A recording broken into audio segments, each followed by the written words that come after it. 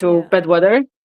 Like today, we were like hold at the start for 2.5 hours because of the fog, Oh, which that was must very have been unfortunate. insane. Yeah, that's I very mean, unfortunate. it's very unfortunate because it's the Olympics, and we only got one training run yesterday, which was in a bad weather and bad snow conditions. And Yeah. then they changed some places because the jumps were too big. So it Oh, was a shame not to try the whole course, start to bottom. But then we talked with FIS and we managed to do like a training run from the middle where it was safe. Um, hmm, so we tried some jumps down to the finish, and that was pretty good, but it was just a long day. And yeah, then I imagine. I had physio, I did dry land. Now we have like a video analysis, get ready for tomorrow. Then it's dinner and sleep time, and it's big day tomorrow. That is true. And I mean, it's already your third Olympics, right? So what's your Yes. goal? Like, what is next in your career? I mean, obviously, when you come to the Olympics, only one thing matters. Yeah, It's come back, come back with a medal. yeah. But I'm gonna give my best. I feel very comfortable and confident on the slope. This is the hill where I did my first World Cup race in 2019. So I Mhm. know the hill very well, and I'm gonna try to use that experience tomorrow and Yeah. try to get down there as fast as possible.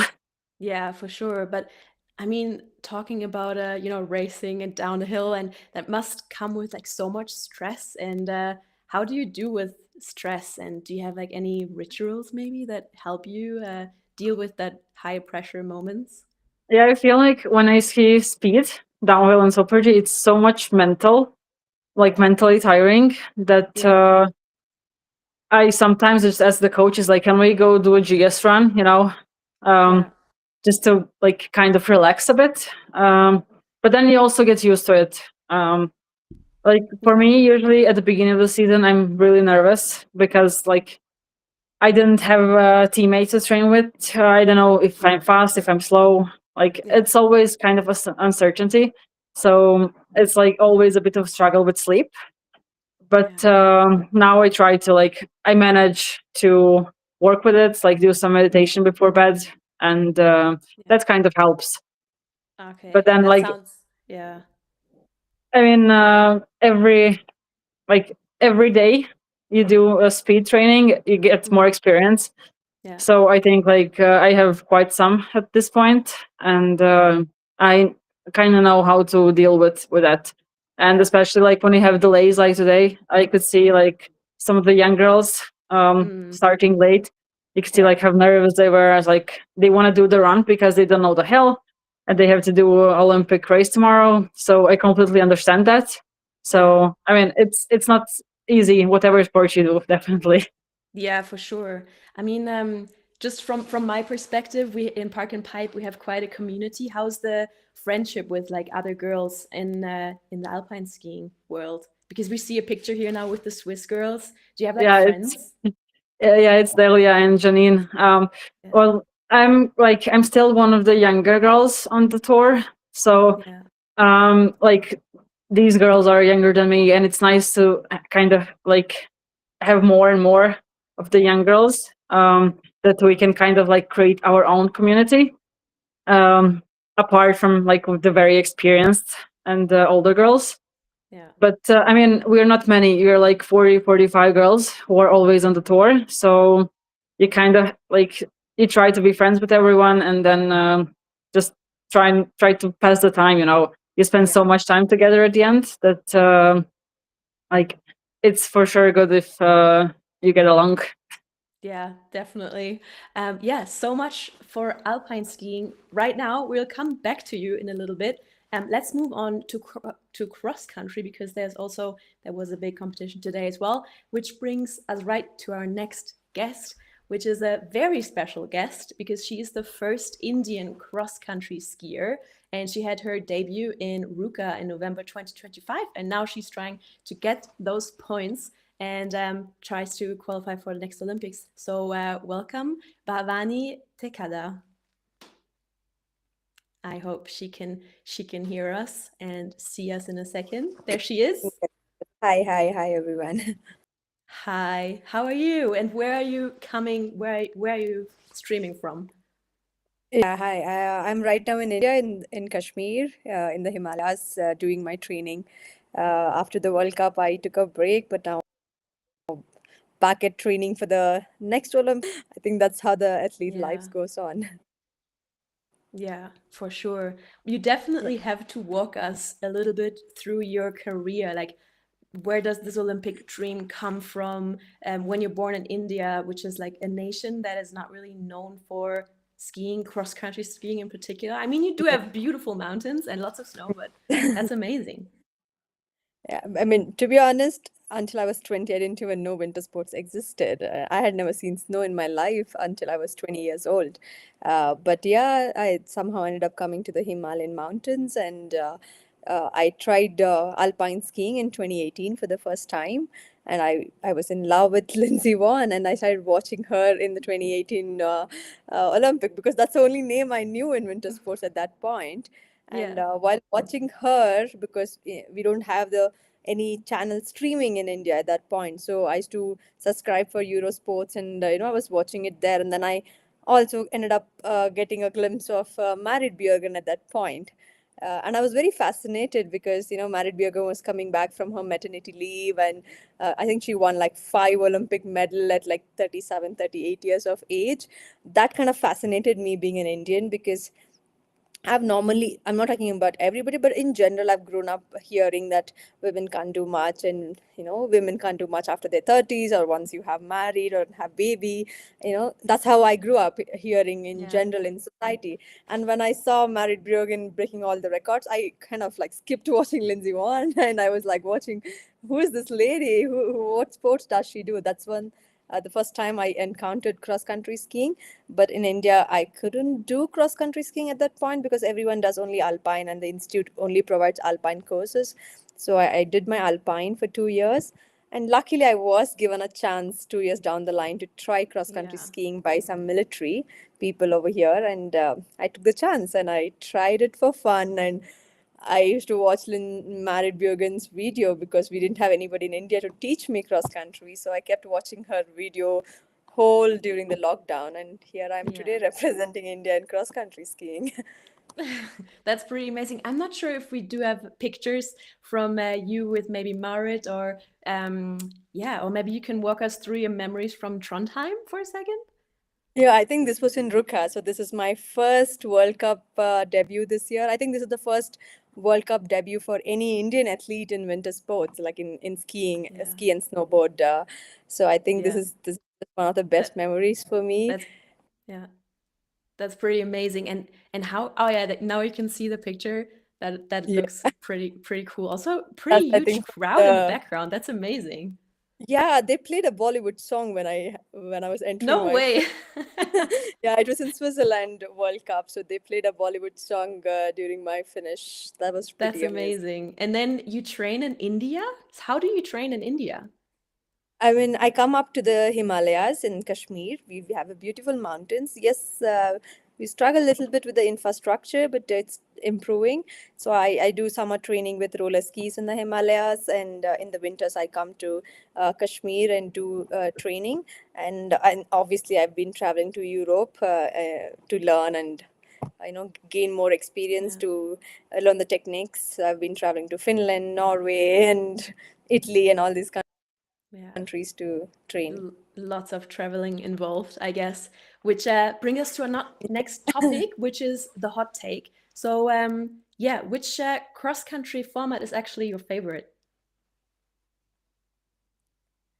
For me, I actually love kilometer race, but watching the sprint, I mean, like I personally not a sprinter, but I love watching sprint because it's really, really Yeah, crazy uh, how the yeah, heat that's super exciting. works. So Yeah. today we had a little hot take in on our FIS socials, and Okay. so the voting came out and about the men's skiathlon, which is tomorrow. So Yes. do you guys what do you think about this voting?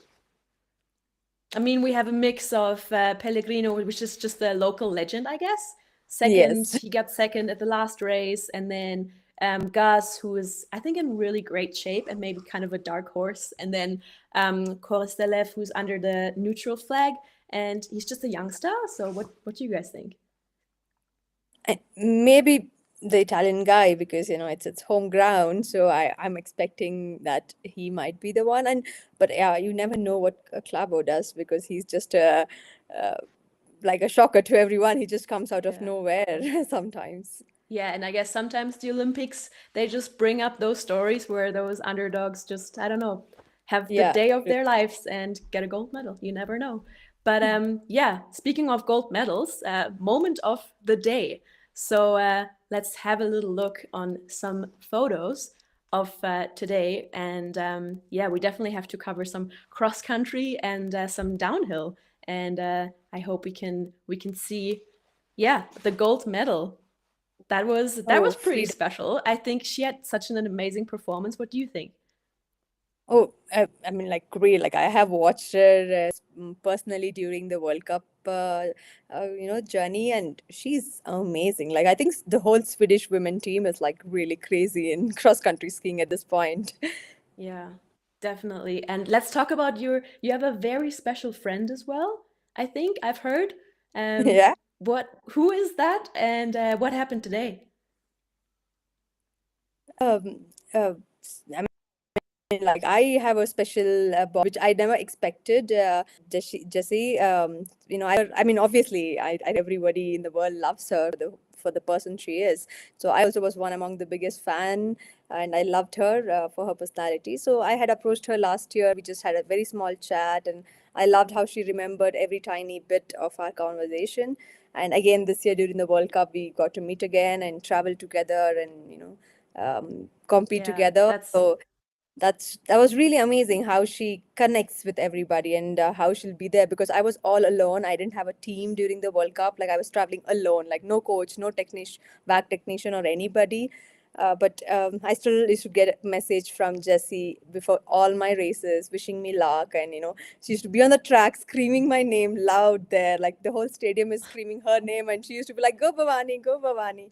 So I think that's a really special moment for me. Oh, that's a very sweet story actually. And it's always good to have someone on the tour and to not be alone. But now let's go to the downhill race, which was, I think, incredible to see that podium on the downhill. So, Elvida, maybe you can help me out a bit because I'm park and pipe, but I Yeah. watched that race and that was incredible. I mean, the podium couldn't be, I think, any more like, yeah, we have Dominic Paris in third, who is fifth Olympics. That's Yeah. pretty insane. He's 36. And then in second, Franzoni, 2001. So, like, two guys, completely different age. And then in first place, the Swiss Franjo van Almen, which is absolutely insane. He world champ, and 1 year later, Olympic champ.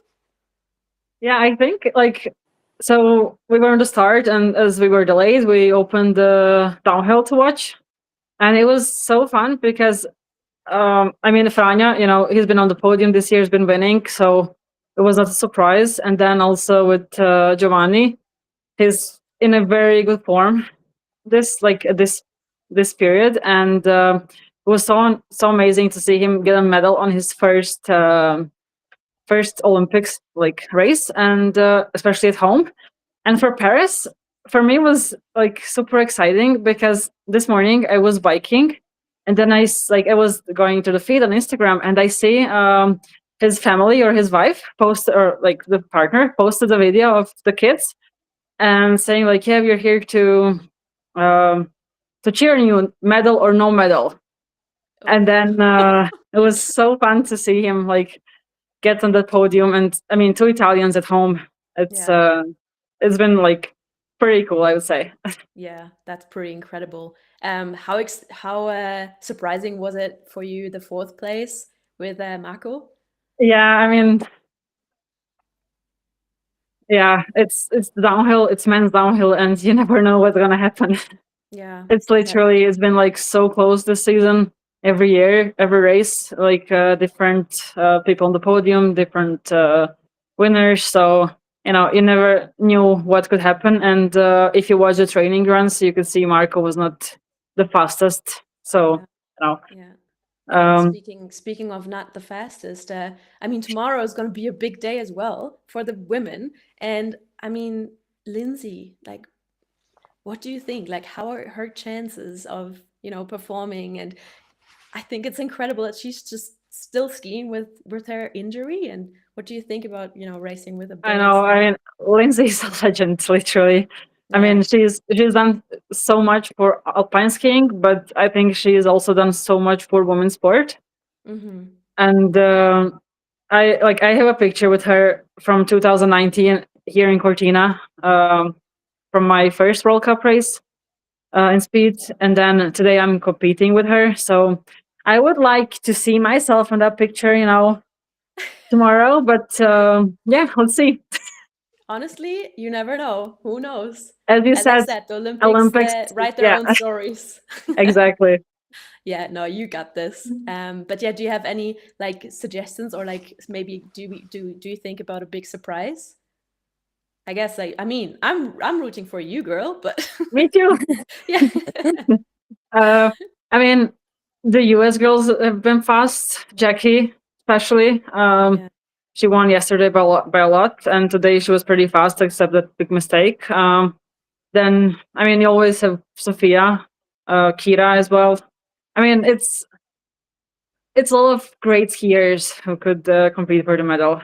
Yeah. So we'll see What tomorrow. what do you think, like how can you compare the two courses, like Bormio and Well, Milano? honestly, I haven't paid a lot of attention. I know Bormia is like one of the hardest for men when they have it in December, but now it's like more snow and then better light. I'm not sure how tough or not tough has it been. Like I haven't really paid too much attention, honestly, with Yeah. my schedule. But Cortina for women is like one of the classics and probably one of the hardest downhill slopes because you have a pretty high speed coming to big jumps. So I mean, it's one of my favorite and one of the most exciting downhill courses for women. That's pretty good. That's Yeah, one of your favorites, you know? yeah, I know. Perfect. But yeah, so maybe a question for both of you. Which moments at the Olympics is one to look out for, like for you personally, or also what are you very excited to watch, maybe? I mean, for me personally, like I have 2 races coming up, so that's something I'm gonna be looking out Yeah. for. But then, I mean, whenever we are in the village, you see like so many TVs, and then you watch people getting the medals, and like just before in the gym, there was a TV, and then one Italian won 3,000 meter speed skating, and I think it was her child, I would say, but she was like running up the stairs to take the kids, and was like so happy. So I mean, the winning moments are definitely one of the coolest things to see at the Olympics because Yeah. everyone's worked so hard to get here. So like whoever gets the medal, totally deserves it. Yeah. Bhavani, what do you think? For me, obviously, one is like watching. We have two Indian athletes who are competing this year in Alpine and in cross country as well, two men's. So obviously, I'm super excited to watch them, and I have two female athletes. Obviously, Jessie Diggins. I would love to watch her sing every single race, and there's one more athlete from Brazil. Uh, Bruna. I hope I'm pronouncing her name right. She's one athlete. I have the story which has like really connected me and inspired me a lot. I met her during the World Championship, and I'm going to be rooting for her. I'm pretty excited to watch her For actually. sure. And I mean, you were talking about inspiration, but I think you are an inspiration yourself for lots of young kids, maybe in India as well. How is that whole setup in India with the federation and the help, and yeah, what kind of role do you play as I an mean, inspiration? like, how do I say? When I started it, yes, we didn't have many people doing and stuff. But I think over the years, as I have been an athlete, I've seen the growth in winter sports in India. A lot of people are coming up. Like, we have few ski course institutes, like government-run institutes in India, which trains alpine athletes, like do alpine courses. I think now they're running short of spots to accommodate people. That many people are wanting to come and learn skiing now. And recently also, there's the Reliance Foundation, which is one of the biggest sports foundations in India. So they started sponsoring me a year back, and not just me. Now that through my journey, they've also started sponsoring six more. We have six girls who have been sponsored by them. So including me, they're sponsoring five other young athletes. Like 15, 16 years old athletes for their trainings. So I can see a big change coming up. We have so many companies coming forward to support winter athletes. It's not like very fast, but it is happening. The change is coming. So I'm expecting in the coming years we will have more support, and we'll have more young athletes coming up and picking up the sports. That's amazing. I'm very excited to watch more Indian athletes then at the next Olympics, including you. Yeah. And I hope maybe so. maybe last quick topic, Evelina, what is your key to success? I mean, dedication, work, and for me, having fun, enjoying what I do has been a very big thing in my career so far. So yeah. Amazing. Well, I guess then have fun tomorrow. Yes, And I will. thank you so much that you have been part of this. And yeah, I am super excited to watch you tomorrow as well. And I'm super excited to you. watch you at the next World Cup, Yes. which is also pretty cool. And definitely check out all the FIS socials, because we are promoting all the events on our socials. So if you want to check out anything, yeah, all the FIS socials are definitely a helpful source for some information around the Olympics. And yeah, thank you so much, guys, for joining this, and have a good night and the best of luck for tomorrow. Thank you. Thank you, guys. All the best Bye. for tomorrow. We'll be Thank rooting you. for you. Thanks. Thank you. Thank you And so thank you much. guys for tuning in. This was